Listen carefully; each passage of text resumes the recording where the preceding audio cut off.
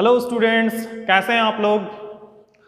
आज का जो वीडियो मैं लेकर के आया हूं उसका टॉपिक है dissolution of A partnership firm. इससे पहले वीडियो आपने देखा था जिसमें मैंने बताया था रिवैल्यूएशन अकाउंट कैसे बनाते हैं।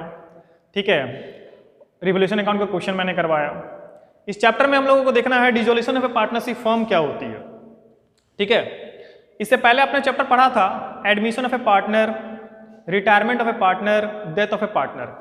एडमिशन में आपने देखा कि किस तरीके से कोई पार्टनर जो है एडमिशन लेता है और पार्टनर्स के जो भी प्रॉफिट शेयरिंग रेशियो होता है उसमें चेंज आ जाता है। आपने रिटायरमेंट ऑफ ए पार्टनर पढ़ा। रिटायरमेंट में क्या होता था कि दो पार्टनर थे या फिर तीन पार्टनर थे। तीन पार्टनर में से अगर एक पार्टनर रिटायर कर जाता था तो दूसरा जो दो पार्टनर होते थे वो दोनों पार्टनर फर्म को कंटिन्यू करते थे। ठीक है, रिटायरमेंट के बाद आपने डेथ में पढ़ा। डेथ में आपने देखा कोई भी पार्टनर की जब डेथ होती थी तो फिर भी फर्म कंटिन्यू चलता रहता था। तो dissolution of A partnership firm, ठीक है, और पार्टनरशिप में दोनों में बहुत डिफरेंस है। ठीक है, डिसॉल्यूशन ऑफ पार्टनरशिप में अगर कोई भी पार्टनर्स के बीच में जो भी रिलेशनशिप है अगर वो चेंज होती है और फर्म कंटिन्यू चलती रहती है तो वो डिसॉल्यूशन ऑफ पार्टनरशिप हुआ। अगर डिसॉल्यूशन ऑफ पार्टनरशिप फर्म को देखोगे तो डिसॉल्यूशन ऑफ पार्टनरशिप फर्म का मतलब होता है जब कोई फर्म क्लोज होने वाली है। ठीक है, जब कोई फर्म डिसॉल्व हो जाती है, बंद होने वाला है, ताला लगने वाला है। ठीक है, उसमें हमने एडमिशन, रिटायरमेंट, डेथ में देखा, उसमें फर्म कंटिन्यू चलती रही थी। यानी कि चाहे एडमिशन हो या फिर कोई पार्टनर रिटायर करे या डेथ हो, वहां पे क्या हो रहा था, वहां पे पार्टनर्स जो हैं, जो रिलेशनशिप है पार्टनर्स के वो सिर्फ चेंज हो रहे थे। ठीक है, लेकिन यहां पे फर्म पूरी तरह से क्लोज होने वाली है। ठीक है, क्लोज हो रही है। Here is given dissolution of A partnership firm. Dissolution का मतलब क्या होता है, जब भी कोई फर्म बंद होती है, डिसॉल्व होती है।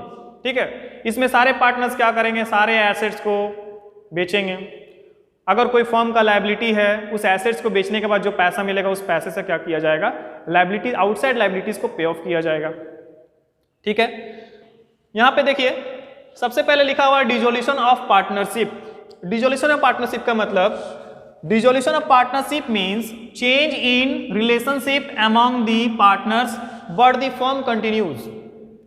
डिसॉल्यूशन ऑफ पार्टनरशिप का मतलब होता है कि जब भी पार्टनर्स के बीच में जो भी रिलेशनशिप है अगर उसमें वो चेंज आए, ठीक है, पार्टनर्स के बीच में जो भी रिलेशनशिप है अगर उसमें चेंज हो रहा है, ठीक है, but the firm continue, relationship change होगी, ठीक है, और फर्म भी कंटिन्यू चलता रहेगा।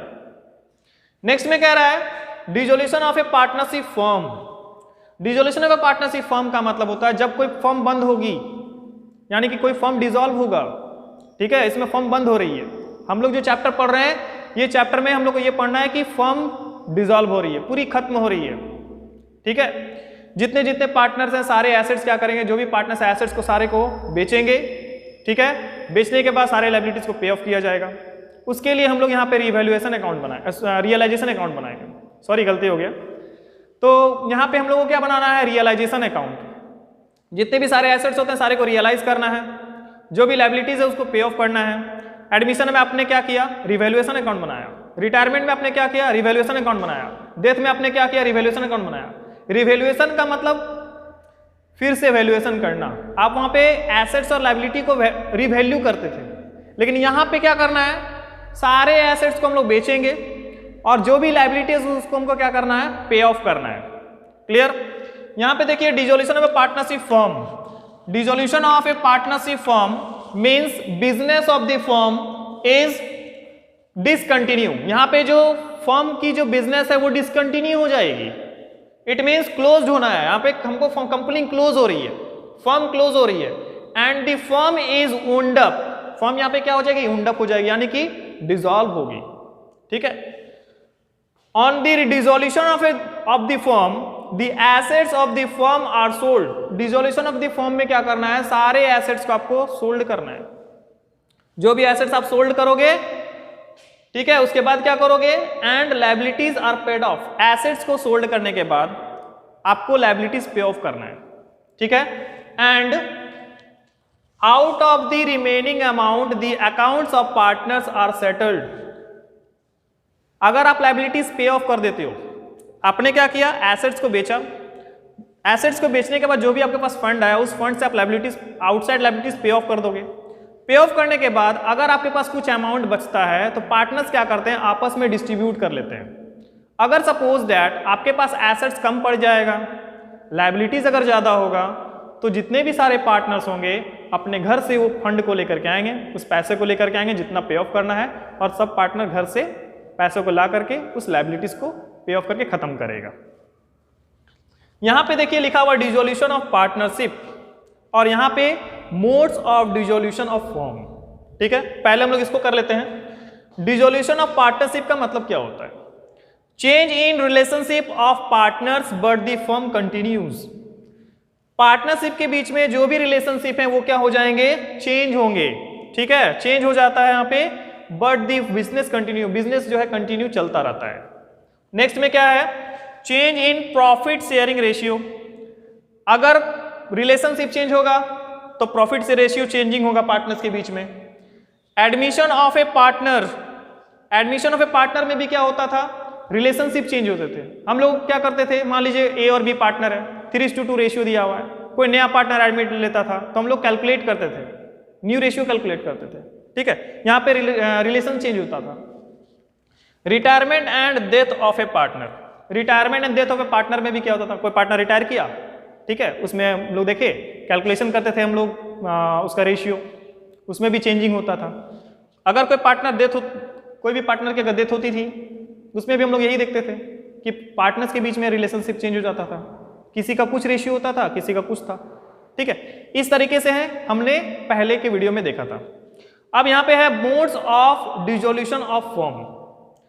जब भी फर्म डिसॉल्व करेगी तो उसका मेन मोड्स क्या क्या है? कौन कौन से मोड्स हैं डिसोल्यूशन ऑफ अ फर्म के? Dissolution means dissolve, closed, company बंद होने वाला है। By mutual agreement, mutual agreement का मतलब अगर पार्टनर्स के बीच में एग्रीमेंट बना हुआ है कि 5 साल तक कंपनी चलाना है, बिजनेस को 3 साल तक चलाना है, अगर 5 ईयर्स आपका कंप्लीट हो जाता है, एग्रीमेंट पेपर अगर आपका एग्रीमेंट खत्म हो जाता है तो फर्म को डिसॉल्व करना पड़ेगा।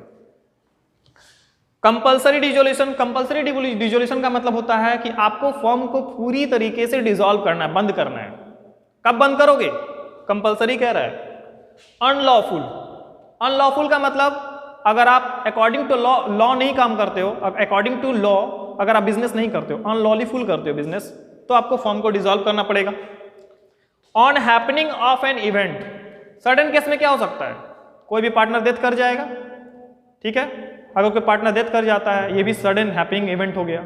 अगर किसी की डेथ हो गई उस समय भी हम लोग फर्म को डिसॉल्व कर सकते हैं। By order of the courts, अगर कोर्ट ऑर्डर दिया है कि भैया आपको जो है फर्म को डिसॉल्व करना है, बिजनेस को डिसॉल्व करना है, तो आपको क्लोज करना पड़ेगा। बाय नोटिस, अगर कोई नोटिस, प्रायर नोटिस मिल जाता है आपको कि फर्म को डिसॉल्व करना है, उस केस में आपको फर्म को डिसॉल्व करना पड़ेगा। इस डिसॉल्यूशन, अब मेरा जो टॉपिक कंप्लीट हो गया, इस वीडियो में हमने देखा dissolution of A partnership firm का मतलब क्या होता है। क्लियर? हमने इंट्रोडक्शन पार्ट कर लिया। अब हम लोगों को क्या करना है कि इसमें कौन कौन से अकाउंट्स बनाए जाते हैं, हम लोगों को अकाउंट्स प्रिपेयर करना है। तो अकाउंट्स को प्रिपेयर करने के लिए हमने एडमिशन में बनाया, हमने एडमिशन देखा, रिटायरमेंट देखा और डेथ देखा। एडमिशन में revaluation account, capital account, balance sheet बनाते थे। रिटायरमेंट में भी आप एडमिशन के तौर पे जिस तरह से बनाते थे उस तरह से यहाँ पे थोड़ा चेंजिंग है। रिटायरमेंट में आप रिवैल्यूएशन अकाउंट बनाते थे, कैपिटल अकाउंट बनाते थे, बैलेंस शीट बनाते थे। डेथ में भी आप वही करते थे, एग्जीक्यूटर अकाउंट बनाते थे, रिवैल्यूएशन अकाउंट बनाते थे। अब इस चैप्टर में हम लोगों को रियलाइजेशन अकाउंट बनाना है। हम लोगों को क्या बनाना है? Realisation account, partners capital account, partners loan account और कैश और बैंक अकाउंट। ये सब सारे अकाउंट्स हमें बनाना है। तो ये सब सारे को बनाने के लिए हम लोग नेक्स्ट वीडियो में कंटिन्यू करेंगे। आज के लिए इस वीडियो में हम लोग कंटिन्यू करते हैं, डिसकंटिन्यू करते हैं। ठीक है, नेक्स्ट क्लास में हम लोग कंटिन्यू करेंगे। Okay, thank you.